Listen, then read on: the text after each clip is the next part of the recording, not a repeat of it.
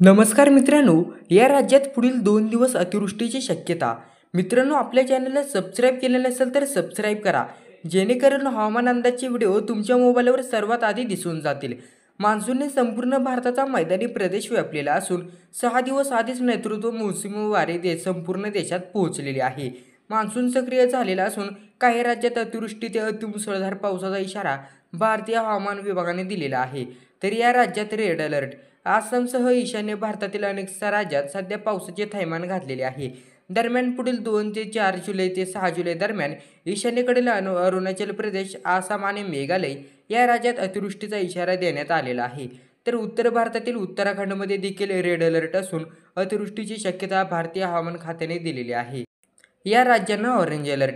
उप-हिमालय, पश्चिम बंगाल, सिक्कीम, बिहार आणि अरुणाचल प्रदेशमध्ये, आसाम, मेघालय, नागालँड, मणिपूर, मिझोरम आणि त्रिपुरा या राज्यात 4 जुलै आणि 5 जुलै रोजी ऑरेंज अलर्ट जारी करण्यात आलेला आहे. दरम्यान या ठिकाणी अतिमुसळधार पावसाची शक्यता. तर मध्य महाराष्ट्रासह घाट क्षेत्रात 8 जुलैपर्यंत ऑरेंज अलर्ट देण्यात आलेला असून मुसळधार ते अतिमुसळधार पावसाची शक्यता भारतीय हवामान विभागाने वर्तवण्यात आलेली आहे.